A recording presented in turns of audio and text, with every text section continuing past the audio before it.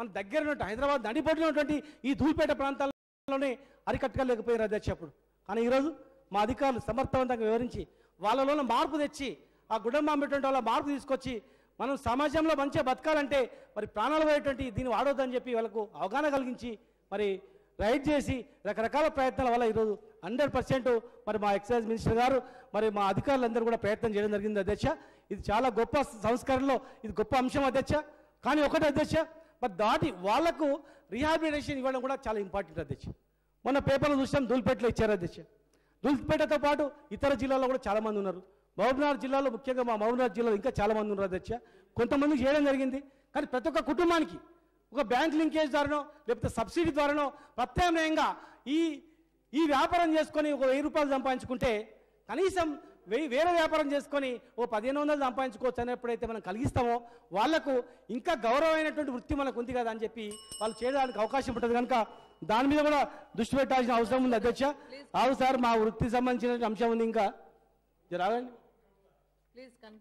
తర్వాత అధ్యక్ష, చాలా మంది చెట్టు మీద పడి కొన్ని వందల మంది చనిపోతున్నారు అధ్యక్ష.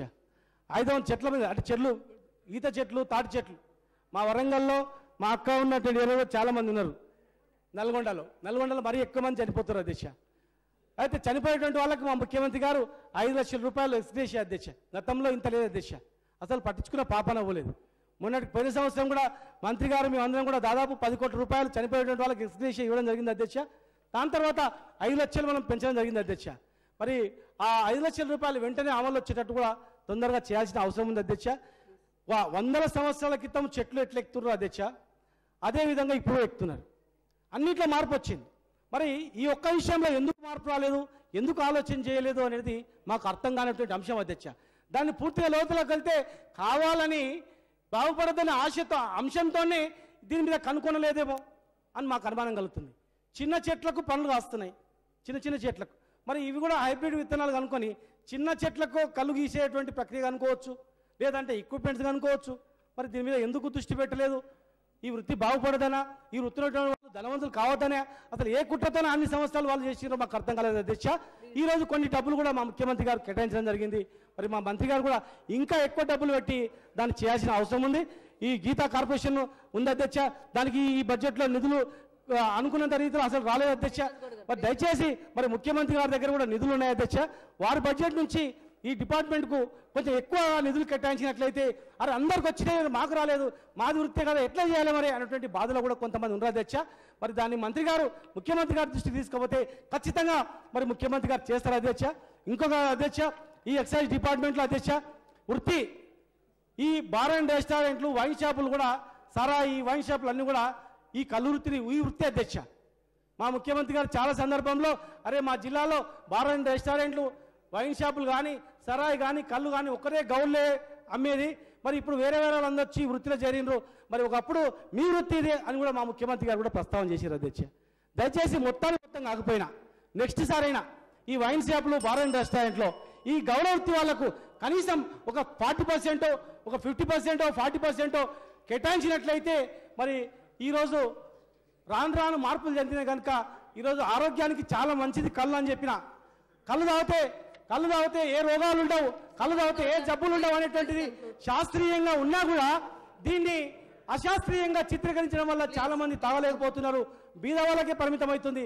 కనుక మరి రానున్న రోజుల్లో మరి నీరాను కూడా మనం పరిగణలోకి తీసుకొచ్చి కంబోడియా లాంటి దేశాల్లో ఈ తాటి చెట్లు నీరా ద్వారా ఆ రాష్ట్ర బడ్జెట్లో కూడా అత్యధిక ఆదాయం కూడా వచ్చినటువంటి పరిస్థితి కూడా ఉంది. ప్రజల ఆరోగ్యం కూడా మనకు ఇంపార్టెంట్ అధ్యక్ష. మరి థమ్స్అప్, కోకోకోలా లాంటి వాళ్ళ వల్ల ఆ బాత్రూమ్ కూడా కడగొచ్చు అని చెప్పి టీవీలలో, వాట్సాప్లలో వస్తున్నాయి అధ్యక్ష. ఒక క్రిమి సంహారక మందులు అవి అని చెప్పి అయినా కూడా ఫ్యాషన్గా వచ్చినందుకు ఆ అడ్వర్టైజ్మెంట్లను చూసి, ఆ బాటిళ్లను చూసి తాగుతున్నారు అధ్యక్ష.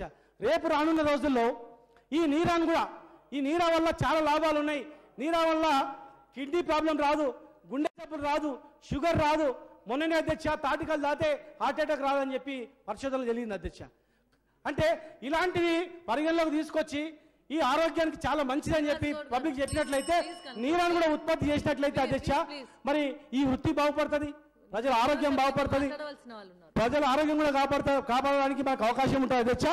దయచేసి మంత్రి గారు ఇవన్నీ కూడా నోట్ చేసుకొని మరి బడ్జెట్లో కొంచెం నిధులు కేటాయించిపోయేసి రివైజ్ బడ్జెట్లో ముఖ్యమంత్రి గారు నిధులతో కొంచెం బడ్జెట్ కేటాయించేసి నెక్స్ట్ కన్నా ఈ వైన్ షాప్లలో బార్ అండ్ రెస్టారెంట్లో గౌరవ వృత్తిదారులకు కనీసం కొంత పర్సెంటేజ్ ఒక 40% అయినా కేటాయించినట్లయితే అధ్యక్ష మరి ఈ వృత్తి బాగుపడడానికి కూడా అవకాశం ఉంటుంది అధ్యక్ష.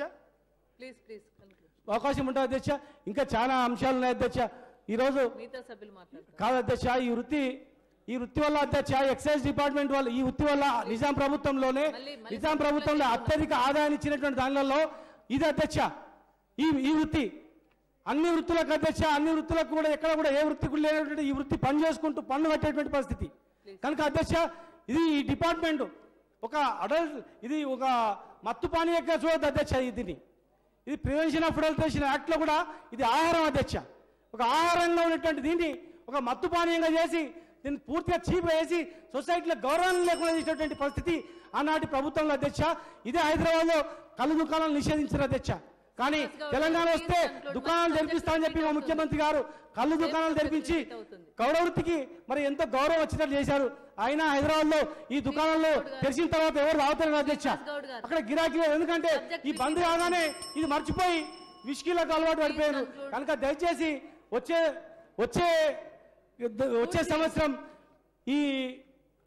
సంవత్సరం అధ్యక్ష ఈ వైన్ షాపులు సంస్కరణలు తెచ్చినప్పుడు ఖచ్చితంగా ఈ వృత్తిదారులకు కూడా కొంత పర్సెంటేజ్ ఇవ్వాలని మరి ఈ వృత్తిని కూడా కాపాడాలని చెప్పి అన్ని వృత్తులను కూడా కాపాడాలని చెప్పి మరి ఎంతో అభివృద్ధి చెందుతున్నటువంటి మన ప్రభుత్వంలో మేము కూడా ముఖ్యమంత్రి గారు మరి కొట్లాడి